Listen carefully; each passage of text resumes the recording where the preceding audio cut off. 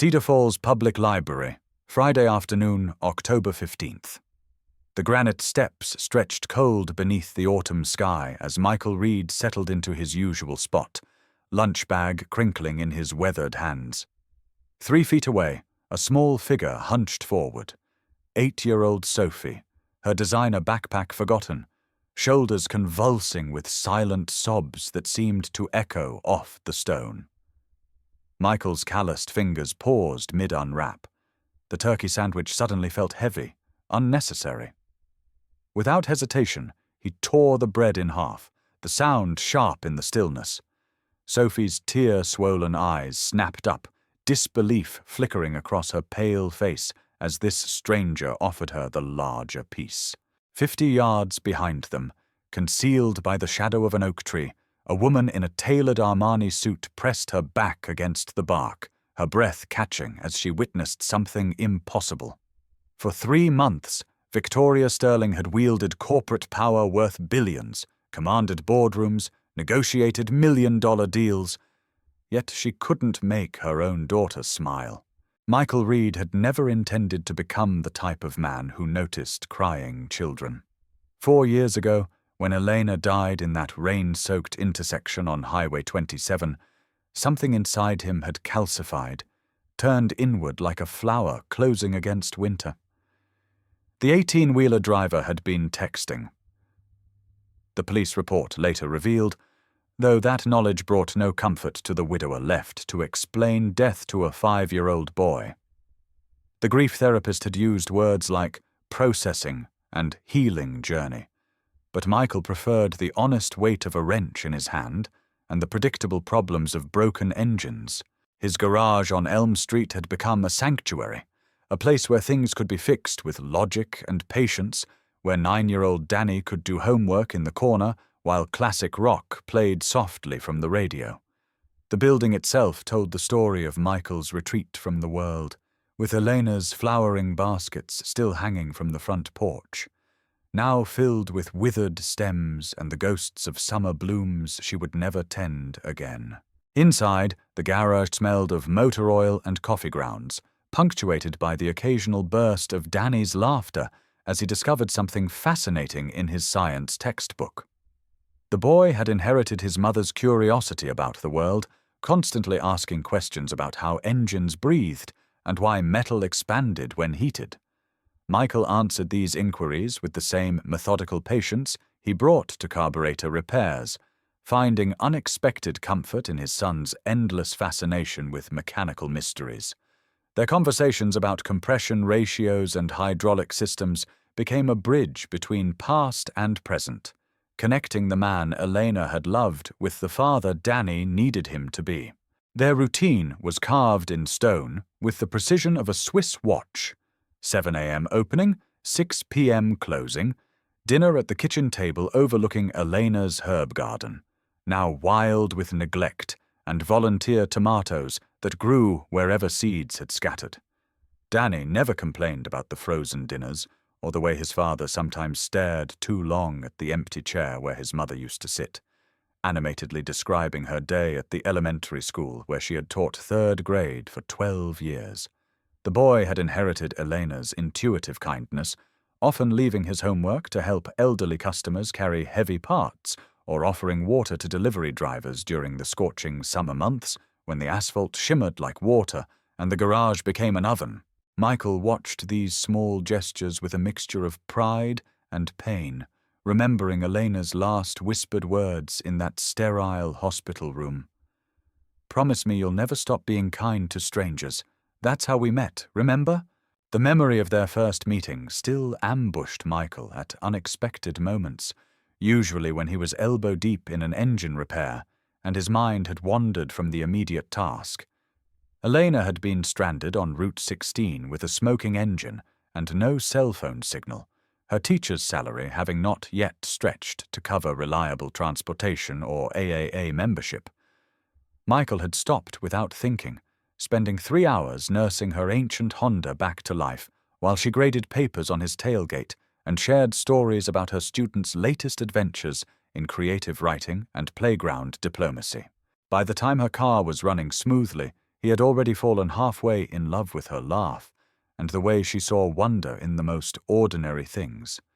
A butterfly landing on her windshield, the geometric patterns oil made on wet pavement, the precise choreography of his hands as they coaxed life back into reluctant machinery.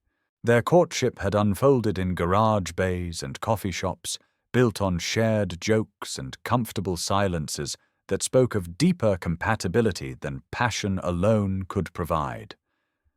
Elena had never minded the grease under his fingernails or the way he smelled like motor oil and honest work at the end of long days. She had understood that his quietness wasn't indifference, but contemplation, that his careful approach to relationships mirrored the methodical way he diagnosed engine problems, with patience, attention to detail, and respect for the complexity hidden beneath surface appearances.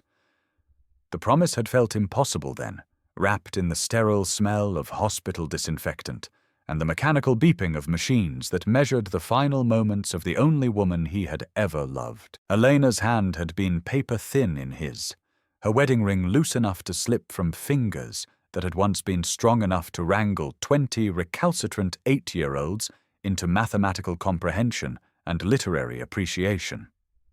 But somehow, in the past few weeks, Michael had found himself noticing Sophie with the kind of attention he had trained himself to avoid.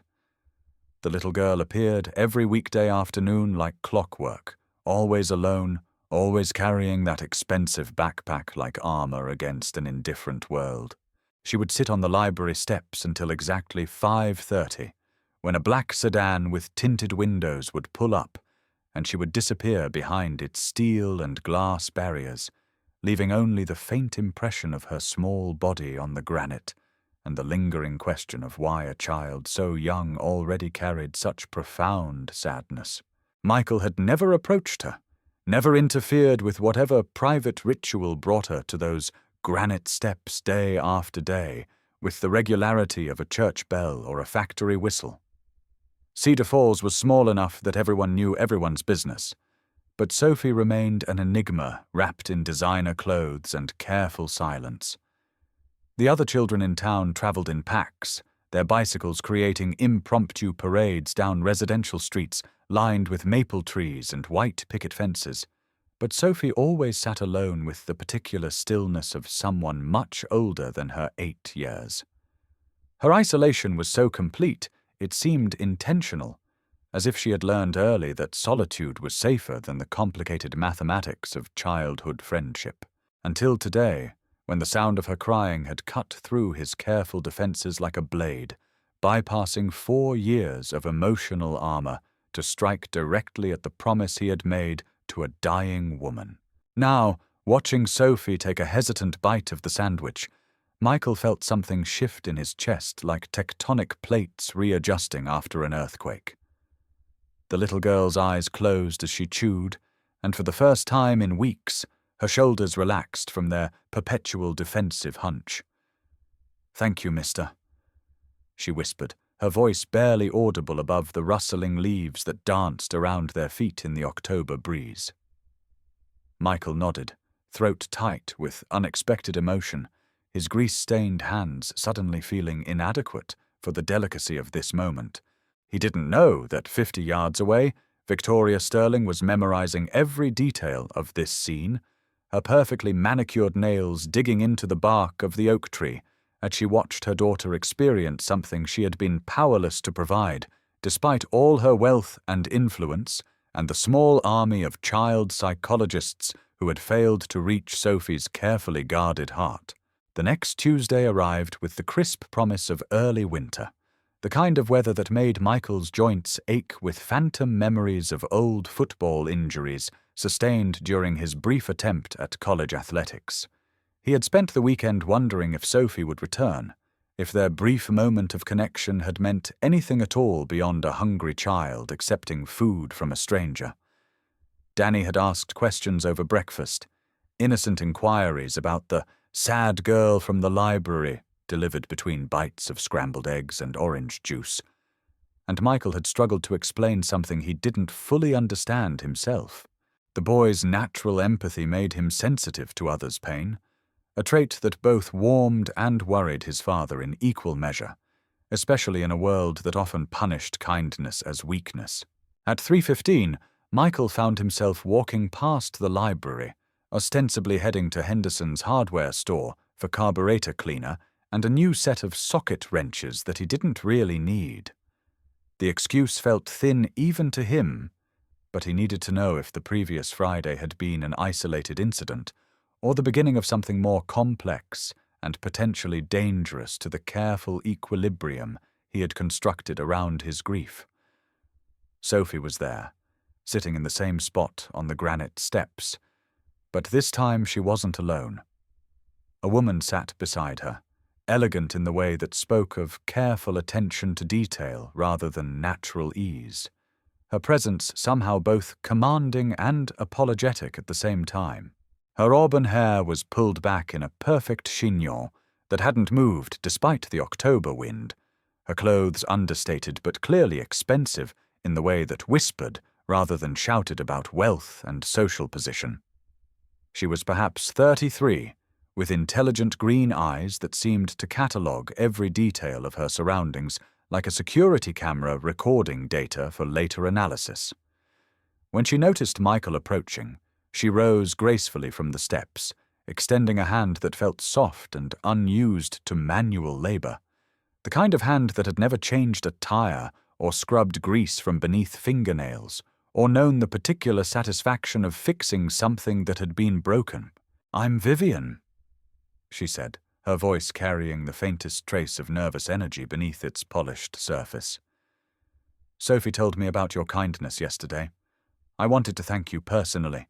The words sounded rehearsed, as if she had practiced this introduction in a mirror until the phrasing felt natural enough to pass casual inspection. Michael shook her hand, noting the way she held herself with careful control, like someone balancing on thin ice over deep water. There was something brittle about her composure, as if the wrong word or gesture might shatter whatever fragile equilibrium she had constructed around herself. Sophie looked between them with hopeful eyes that held too much adult worry for a child her age, and Michael found himself sitting down despite his better judgment and the voice in his head that whispered warnings about becoming involved in other people's complicated lives. "No thanks needed," he said quietly, his voice rough from years of breathing motor oil fumes and swallowing grief. "Sometimes we all need a little kindness." Vivian's composure flickered for just a moment, something raw and vulnerable passing across her features before she caught herself and rebuilt her careful mask with the efficiency of someone well practiced in emotional damage control. She wore an expensive watch beneath her sleeve, the kind of timepiece that cost more than most people made in a year, and her phone buzzed constantly against the silence like an angry insect trapped in amber. Though the device demanded attention with increasing urgency, she never reached for it, instead letting the notifications pile up like unread accusations. Michael noticed the way her eyes flicked toward the phone with each buzz, the small muscle that jumped in her jaw as she resisted the urge to respond to whatever crisis required her immediate attention. The contradiction fascinated him. A woman clearly accustomed to being in control, yet here she sat on library steps, deliberately ignoring the electronic leash that bound her to some other life entirely. "Sophie mentioned you have a son," Vivian said, her tone carefully neutral, as if she were negotiating a business deal rather than making conversation with a stranger. The words carried weight that seemed disproportionate to their casual nature. "She'd love to meet him sometime." The suggestion hung in the air between them, loaded with implications Michael wasn't sure he was ready to explore, or complications he couldn't yet imagine. But Sophie was looking at him with such hopeful expectation, her small face bright with the possibility of friendship in a life that seemed otherwise devoid of age-appropriate companionship, that he heard himself agreeing to bring Danny by the library the next day. The commitment felt larger than it should have, as if he were signing a contract whose terms he hadn't fully read or understood. As he walked back to the garage, his work boots crunching against the fallen leaves that carpeted Elm Street in shades of amber and rust, Michael couldn't shake the feeling that Vivian was studying him with the intensity of a scientist examining a particularly interesting specimen. Her questions had felt less like casual conversation and more like data collection, each response catalogued and filed away for future reference. The sensation was unsettling, as if he were being measured against some invisible standard he couldn't hope to understand. Yet beneath the careful observation, he had glimpsed something desperately lonely, a hunger for connection that mirrored his own carefully hidden need for human warmth in the cold architecture of his grief-constructed life. That evening, Danny bombarded him with questions about the library visit, excitement radiating from his small frame like heat from a wood stove, as he imagined having a new friend to share his extensive knowledge of dinosaurs and spacecraft. The boys' enthusiasm was infectious, filling their small kitchen with chatter that had been absent since Elena's death 4 years ago. Michael found himself smiling at his son's animated speculation about what games he and Sophie might play, what books she might like, what secrets children shared when adults weren't listening. The house felt different somehow, charged with possibility and the faint scent of hope that drifted through rooms that had been perfumed with sorrow for too long. He had no way of knowing that across town, in a minimalist apartment that felt more like an expensive hotel suite than a home, Vivian Sterling was staring at her reflection in a darkened window, rehearsing conversations and calculating risks with the precision of a general planning a military campaign.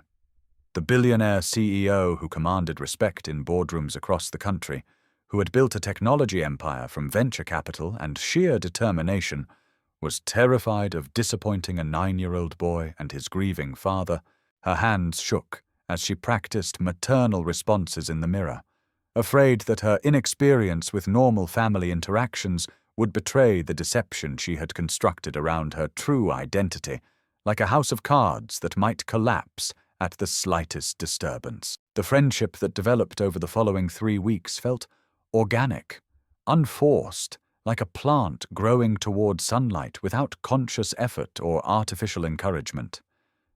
Michael would arrive at the library with Danny in tow, the boy's backpack bouncing against his shoulders as he raced toward the granite steps, where Sophie waited with barely contained excitement. The children bonded immediately over shared jokes and elaborate games of imagination that transformed the library grounds into alien planets, pirate ships, and kingdoms where 8- and 9-year-olds ruled with wisdom beyond their years and solved problems through cooperation rather than conflict. Vivian brought art supplies in expensive leather cases and helped both children with homework, her patient explanations revealing a sharp intelligence that seemed almost too focused, too intense for casual tutoring sessions with elementary school students. Michael noticed how she never spoke about work, deflecting questions about her daily routine with gentle humor and redirecting attention to the children's activities with the skill of a diplomat avoiding sensitive political topics. When Danny asked what she did for a living, Vivian would smile and say she helped companies solve problems, a response so vague it revealed nothing while technically answering the question. Her evasions were masterful, delivered with such warmth and apparent openness that it took Michael several days to realize he knew virtually nothing about her life beyond these carefully orchestrated afternoon encounters on the library steps. Her car broke down conveniently near his garage one Thursday afternoon, the sleek sedan coughing to a stop directly in front of Reed's auto repair, with timing so perfect that Michael suspected deliberate sabotage rather than mechanical failure. Though he had learned enough about human nature during 4 years of widowerhood to recognize manipulation when he encountered it, he couldn't bring himself to mind the obvious setup. There was something endearing about Vivian's clumsy attempt at creating an excuse for further interaction, as if she were a teenager engineering a chance encounter with a crush rather than a grown woman with clearly sophisticated social skills. As he worked under the hood of her sedan, His hands moving with the automatic competence of 20 years in the automotive repair business, Vivian watched with curious eyes that missed nothing. She asked questions about engine mechanics with the same intensity she might bring to a board meeting, her inquiries revealing an analytical mind that devoured information with impressive efficiency. "I've never understood how all these parts work together," she said, leaning closer to examine the manifold, her proximity making Michael acutely aware of her perfume. Something subtle and expensive that reminded him of boardrooms and power lunches rather than library steps and children's laughter. The scent spoke of a world he had never inhabited, where decisions involved millions of dollars rather than whether to replace a timing belt or attempt a temporary repair. When he refused payment for the repair, explaining that the problem had been nothing more than a loose battery connection, Vivian insisted on buying coffee for him, and Danny with the persistence of someone unaccustomed to having debts remain unpaid. The gesture felt more like business transaction than friendship, as if she were settling accounts rather than expressing gratitude. Michael accepted the offer partly to ease her obvious discomfort with owing favors, and partly because Danny had developed an immediate fascination with Vivian's extensive knowledge of art techniques and color theory. The boy peppered her with questions about perspective and shading while she demonstrated proper pencil grip with the patience of a professional teacher. Danny, with the blunt honesty that made childhood both refreshing and mortifying, asked why Sophie's mum didn't know how to change a tire or check her oil. "Some people never learned," Michael explained carefully, though he was beginning to suspect there was more to Vivian's carefully curated helplessness than met the eye. The contradiction between her obvious intelligence and apparent mechanical ignorance struck him as deliberately maintained rather than naturally occurring. That night, as he tucked Danny into bed and listened to his son's excited recounting of the day's adventures, the boy made an observation that lodged itself uncomfortably in Michael's chest. "She talks to Sophie like she's afraid of saying the wrong thing, like she doesn't know how to be a mum."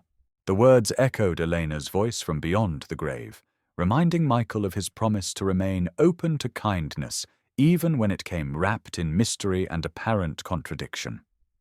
His wife had possessed an uncanny ability to see through people's carefully constructed facades to the vulnerable humanity beneath, a talent that had made her an exceptional teacher and an even better judge of character. She would have understood Vivian's strange combination of sophistication and uncertainty, would have known instinctively whether the woman's obvious affection for the children was genuine or calculated. By the end of the third week, their afternoon meetings had become routine, as predictable as sunrise, and almost as essential to Michael's daily rhythm. He found himself planning his work schedule around these encounters, finishing oil changes and brake repairs early, so he could walk to the library with Danny at precisely 3:30. Michael brought extra sandwiches now, carefully wrapped in wax paper and distributed with the casual generosity of someone who had learned that food was love made tangible. Vivian supplied art materials and educational games that appeared from her expensive handbag like magic tricks, each item perfectly chosen to engage both children's interests while teaching subtle lessons about cooperation and creativity. The children had formed the easy alliance of playground friends, their initial shyness dissolving into the comfortable intimacy of shared secrets and inside jokes. Danny taught Sophie about dinosaur extinction theories while she showed him how to braid friendship bracelets from colored string. They invented elaborate fantasy scenarios where they were explorers discovering new continents, scientists cataloging alien species, or superheroes saving the world from villains who could only be defeated through teamwork and clever problem-solving. Michael and Vivian watched these interactions with the particular pride that adults felt when witnessing childhood magic in its purest form. Meanwhile, the adults circled each other with polite caution, like diplomats from neighboring countries who shared common interests but harbored secret agendas. Michael found himself looking forward to these encounters with an intensity that surprised him, drawn to Vivian's quick wit and the rare moments when her careful composure slipped to reveal something more genuine underneath the polished surface. She had a way of listening that made him feel heard, rather than merely tolerated. Her attention focused completely on whatever story he was telling about garage mishaps or Danny's latest academic achievements. The sensation was intoxicating after 4 years of conversations that felt like social obligations rather than genuine exchanges of interest and information. He had no idea that every evening Vivian returned to her sterile downtown apartment to field calls from lawyers and board members, her voice switching from warm, maternal tones to crisp corporate authority as she dealt with hostile takeover attempts and stockholder revolts that threatened everything she had built.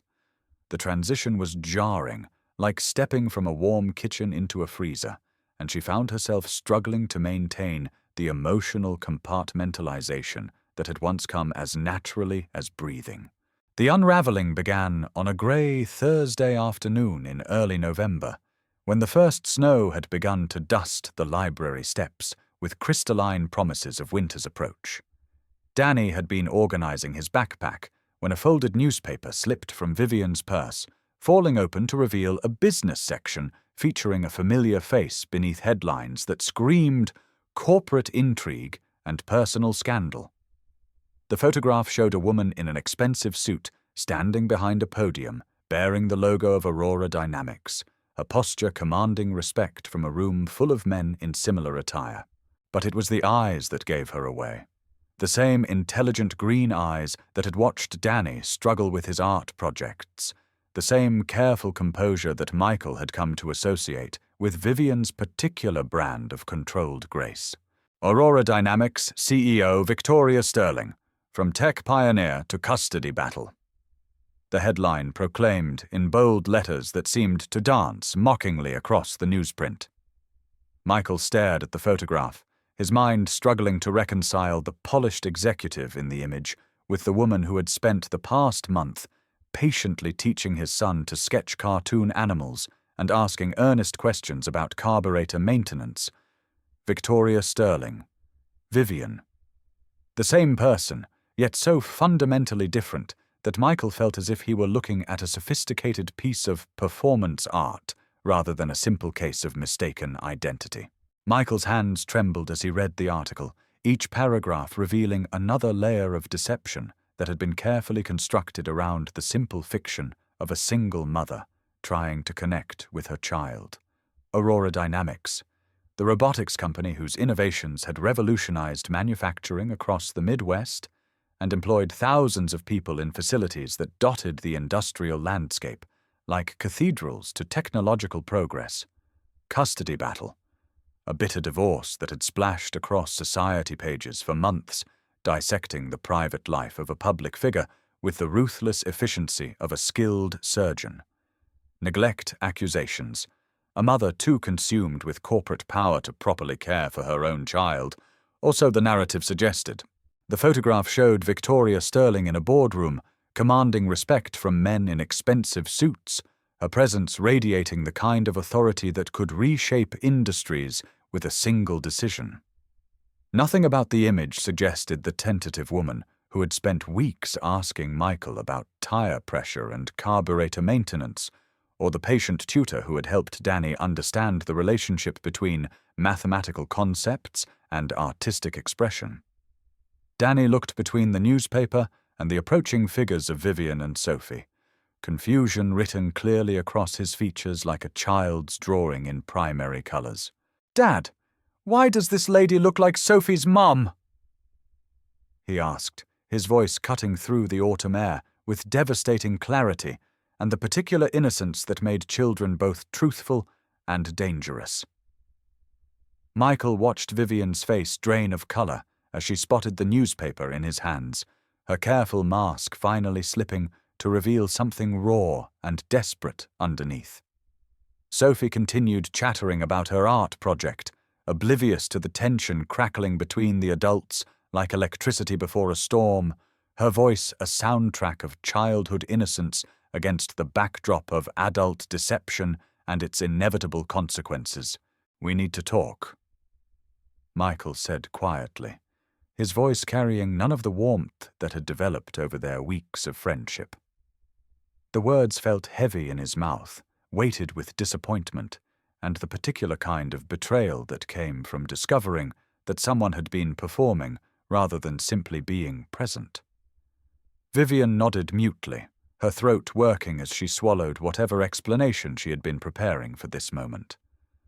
Sophie looked between them with growing alarm, her 8-year-old instincts detecting the shift in atmosphere even if she couldn't understand its source or predict its consequences. The October wind scattered leaves around their feet in patterns that reminded Michael of broken promises and scattered trust, and he felt the careful foundation they had built, crumbling like sandcastles against an incoming tide. That evening, after he had sent Danny to his room with strict instructions to finish his homework and try not to worry about adult complications, Michael confronted the truth that had been staring him in the face for weeks. Victoria Sterling, Vivian, whoever she really was, had used him like a tool designed for a specific purpose and then discarded when no longer needed. Used his garage as a cover story, used his son as an alibi, used his grieving heart as a convenient entry point into her daughter's life through a back door that avoided the scrutiny of courts and lawyers and social workers. The realization burned in his chest like acid, mixing grief for Elena with fury at his own naive trust and the particular humiliation that came from being manipulated by someone whose skills far exceeded his ability to detect deception. He had been so desperate for connection, so hungry for the warmth of family, that he had ignored every warning sign in favor of believing in something beautiful and false. The next Friday afternoon, Michael waited on the library steps with grim determination and the particular resolve that came from making difficult decisions in the service of protecting those he loved. When Vivian arrived with Sophie, he was ready for her, with words that had been carefully chosen for maximum clarity and minimum ambiguity. "Victoria Sterling," he said quietly, his voice cutting through the autumn air like a blade designed for precision rather than brutality. "Aurora Dynamics, billionaire tech CEO." The words hung between them like an accusation that couldn't be deflected or explained away with charm and careful phrasing. Vivian's face went white, her carefully constructed facade crumbling as she recognized the futility of further deception and the impossibility of maintaining a fiction that had been exposed by something as simple as a carelessly discarded newspaper. Sophie looked between them with growing confusion, her small hand reaching instinctively for her mother's arm in the universal gesture of a child seeking comfort from an adult who might not be able to provide it. "Michael, I can explain," Vivian began, but he cut her off with a sharp gesture that left no room for negotiation or appeals to whatever friendship they had constructed on foundations of deliberate dishonesty. The kindness that had drawn her to him in the first place had transformed into something harder, more unforgiving, like metal that had been heated and hammered into a different shape entirely. "Explain what? That you've been lying to me for a month? That I was just a convenient alibi for whatever game you're playing with your daughter?" His voice rose slightly, causing several passers-by to turn and stare with the uncomfortable fascination that people reserved for witnessing private moments that had spilled into public spaces. Sophie began to cry, small hiccuping sobs that cut through both adults like knives designed specifically to slice through pretense and reach the vulnerable places where guilt and regret lived. Vivian knelt beside her daughter, her composure finally shattering completely like glass that had been struck with exactly the right force in precisely the right place. "I never wanted to lie to you," she whispered, tears streaming down her perfectly made-up face and carrying mascara in dark tributaries that mapped the geography of her breakdown. "But this was the only way I could be near Sophie. I lost everything. The company, my reputation, the trust of my own child.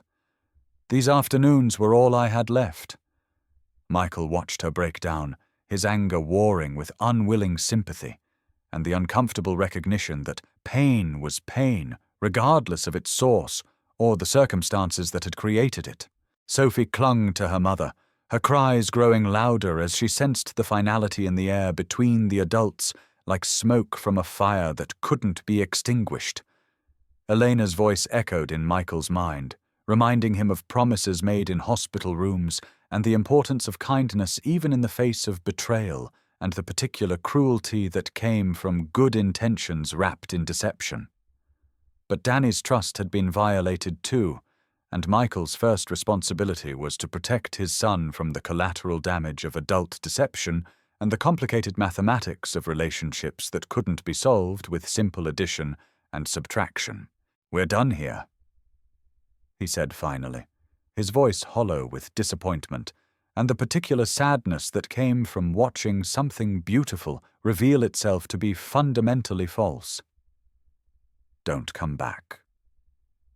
Vivian nodded through her tears, gathering Sophie into her arms and walking away without another word, her expensive heels clicking against the pavement like a metronome counting down the final measures of whatever symphony they had been attempting to compose together. Michael watched them disappear around the corner, the weight of their absence settling over him like a shroud woven from regret, and the recognition that sometimes protecting those you love required breaking your own heart in the process. 2 months passed before the threads of their story intersected again, threading through the fabric of small-town life where avoiding someone required more effort than encountering them, and where the illusion of privacy was constantly challenged by the reality of shared spaces and common destinations.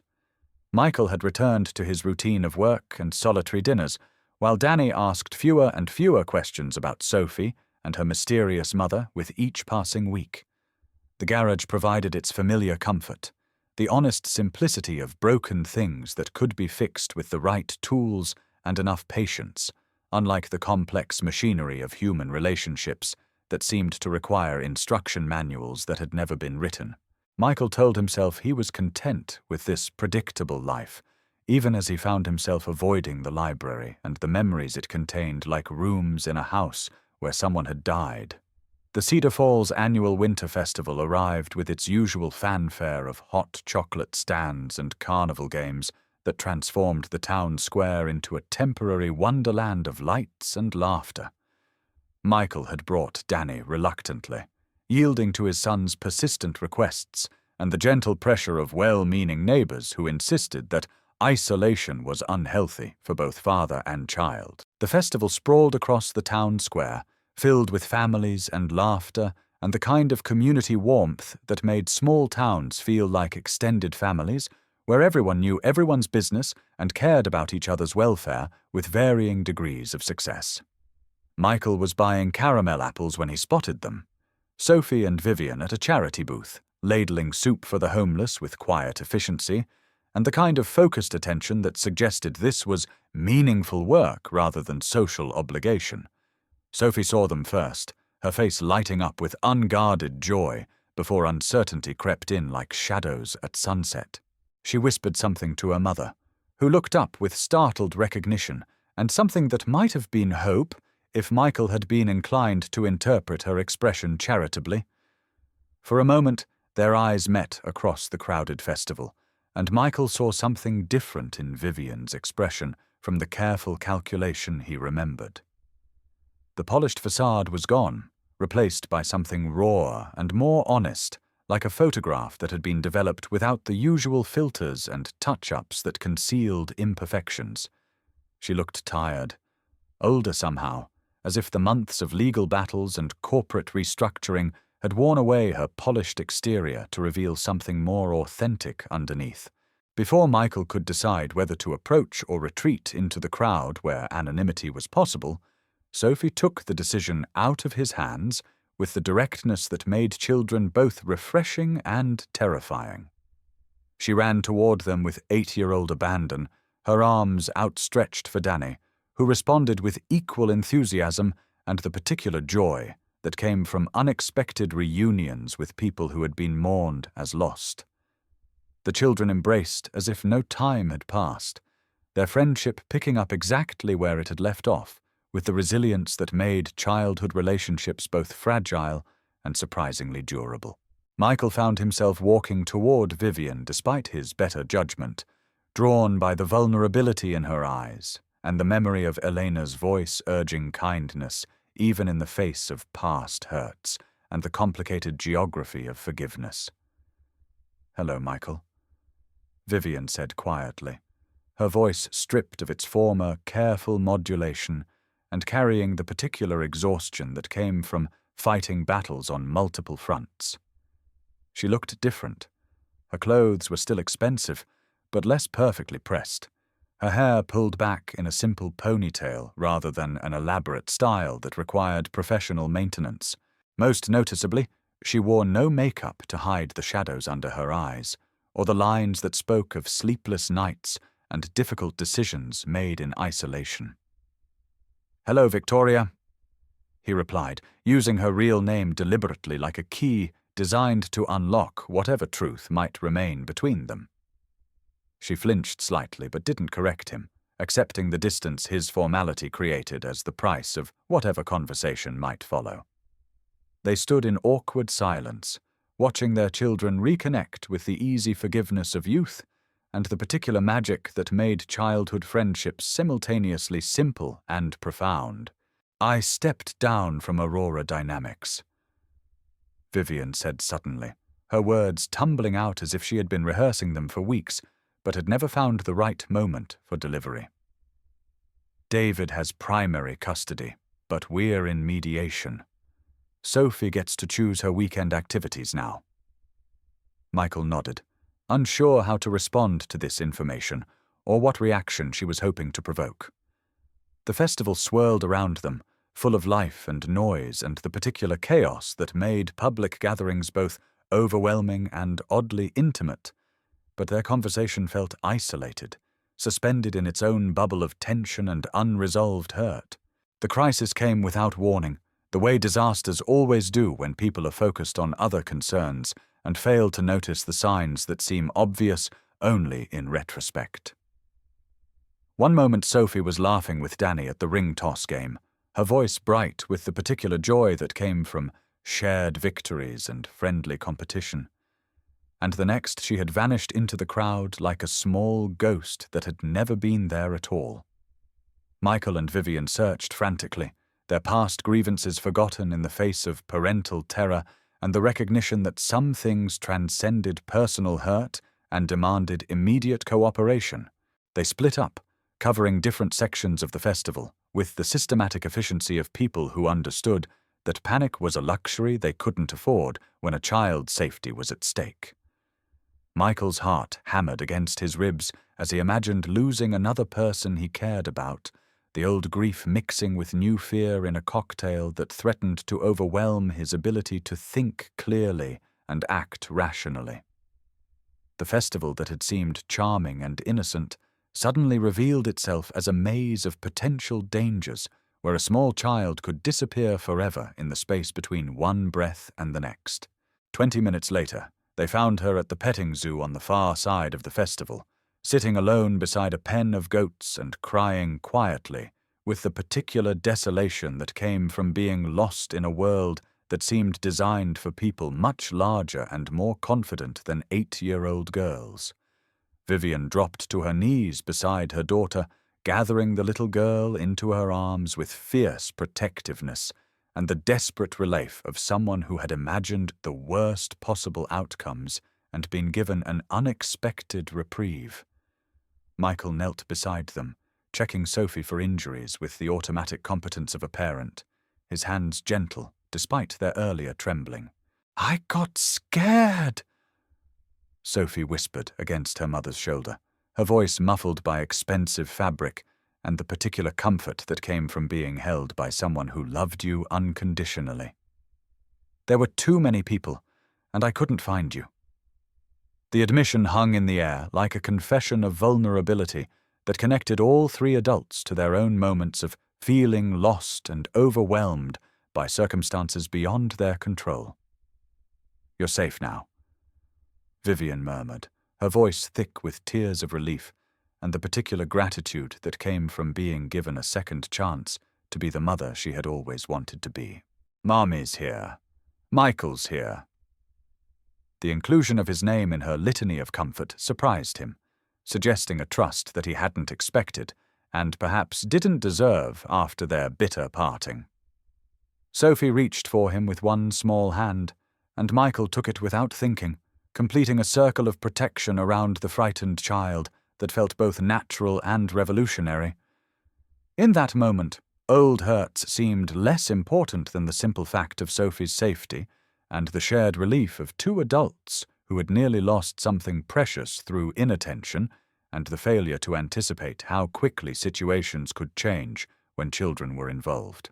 As Sophie's tears subsided and her breathing returned to normal, the three adults found themselves talking with an honesty that had been missing from their earlier interactions, as if the crisis had burned away the careful politeness that had obscured whatever truth lay beneath their public performances. Vivian explained the custody battle with a clarity that hadn't been possible when she was still trying to maintain her fiction, describing the impossible choice between her career and her daughter, with the particular pain that came from recognizing mistakes only after their consequences had become irreversible. "The scandal wasn't about neglect," she said quietly, her eyes fixed on Sophie's tear-stained face with the intensity of someone memorizing details that might disappear if not carefully preserved. "Sophie fell at the office when she was trying to surprise me with a drawing. David's lawyers twisted it into something ugly, something that fit their narrative of the workaholic mother who cared more about profits than people." The explanation hung between them like a bridge that might support the weight of forgiveness if they were brave enough to test its strength. Michael listened without judgment, remembering his own desperate measures in the months after Elena's death, when grief had made him capable of choices that seemed rational at the time, but revealed their foolishness only in retrospect. "Why didn't you tell me the truth from the beginning?" he asked, genuinely curious rather than accusatory, as if they were discussing a mechanical problem that required diagnosis rather than blame. Vivian's smile was sad and self-aware, carrying the particular wisdom that came from recognizing one's own capacity for error. "Because you would have looked at me differently. Everyone does. They see the billionaire CEO first, the person second. I wanted Sophie to have normal afternoons, normal friendships. I wanted to be normal, even if it was just pretend." The admission revealed a vulnerability that made her wealth and power seem like elaborate costumes that concealed rather than enhanced whatever essential self lay beneath the public persona that had been constructed for corporate boardrooms and magazine covers. The conversation continued as they walked back through the festival, Sophie and Danny running ahead to sample kettle corn and admire the craft booths with the resilient enthusiasm of children who had survived a scare and emerged ready to embrace whatever adventures remained. Michael found himself seeing Vivian with new eyes, not as the calculating executive who had deceived him, but as a mother who had made impossible choices in an attempt to salvage something beautiful from the wreckage of her life. Elena's voice whispered in his memory, reminding him that good people sometimes made mistakes under pressure, that kindness was often most needed by those who seemed least deserving of it. As the evening wound down and the festival began to pack itself away like a traveling circus preparing for the next town, they found themselves back at the library steps where their story had begun, with a simple sandwich and a crying child. The children had exhausted themselves with festival excitement and sat quietly sharing the remnants of a bag of popcorn, their voices soft with the particular contentment that came from a day well spent in good company. Michael and Vivian sat apart, not quite ready for the easy intimacy they had shared before the truth had been revealed, but no longer adversaries either. "I don't know what happens next," Vivian said quietly, her voice carrying the weight of uncertainty that had become her constant companion since stepping down from the position that had defined her identity for so many years. The admission was both confession and question, acknowledging the fundamental change in their relationship while leaving space for whatever might develop, if they were both brave enough to proceed without guarantees or predetermined outcomes. "Neither do I," Michael admitted, watching Danny teach Sophie how to whistle through her fingers with the patience that made childhood instruction both touching and occasionally maddening. "But maybe that's okay. Maybe we don't need to know everything right away." Vivian looked at him with something like gratitude, as if his acceptance of uncertainty had lifted a weight she hadn't realized she was carrying. They sat in comfortable silence as the children played, two adults learning to navigate the complex territory between forgiveness and trust, between past hurts and future possibilities that couldn't be predicted or controlled. 6 months later, the library steps had become neutral ground for a family structure that defied easy categorization and challenged conventional definitions of what constituted normal domestic arrangements. Michael and Vivian met there every Friday afternoon, no longer hiding behind false names or elaborate deceptions, their relationship built on a foundation of honesty that had been tested by crisis and strengthened by the particular intimacy that came from seeing each other at their worst and choosing to remain present anyway. Victoria Sterling had become Vivian again, though this time by choice rather than necessity, as if she had discovered that her true name was less important than the person she chose to be when using it. She had used her settlement from Aurora Dynamics to establish a foundation for single parents, finding purpose in helping others navigate the impossible balance between career and family that had nearly destroyed her own life and cost her the relationship with her daughter that she had spent months trying to repair. Sophie lived with David during the week, but spent weekends shuttling between her father's sterile apartment and the warm chaos of Michael's garage, where she had learned to change oil and check tire pressure with the same methodical care that Danny applied to his homework. The arrangement wasn't traditional, but it worked with the particular efficiency that came from adults who had learned to prioritize children's welfare over their own need for clarity and control. Danny had gained the sister he had always wanted, while Sophie had found the stable father figure her life had lacked since her parents' divorce had torn apart whatever family structure she had known. Michael and Vivian's relationship remained carefully undefined, not quite romantic, not merely friendship, but something deeper and more complex that didn't require labels to be meaningful or sustainable. They never spoke of promises or futures, having learned that some relationships were too fragile for the weight of expectations and too precious to risk damaging with premature commitments. Instead, they chose each other daily, in small gestures and quiet moments that accumulated like interest in an emotional bank account that grew stronger through consistent deposits rather than dramatic gestures. Vivian would arrive at the garage with coffee and mechanical questions she didn't really need answered, while Michael would help Sophie with math homework while teaching Danny the patience required for fine motor skills and precision work. They were building something new from the broken pieces of their separate lives, something that honored the past while remaining open to possibilities that couldn't be predicted or controlled. The sandwich tradition had evolved into something richer and more inclusive, expanding beyond their small group to encompass anyone who seemed to need the particular comfort that came from shared food and genuine attention. Every Friday, the four of them would sit on the library steps and share whatever food they had brought, creating an impromptu picnic that attracted other lonely souls like a magnet designed specifically to draw together people who had forgotten how to connect. An elderly man who had lost his wife after 50 years of marriage, a young mother struggling with postpartum depression and the isolation that came from sleepless nights and endless responsibility, a teenager whose parents worked double shifts and rarely saw their child except in passing.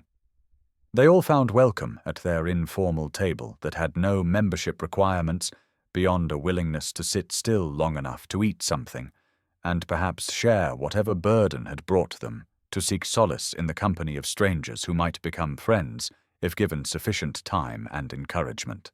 Michael realized that Elena's vision of kindness had grown beyond his ability to contain it, spreading like ripples in still water to touch lives he would never fully know or understand, but could influence through the simple act of remaining present and open to whatever need presented itself.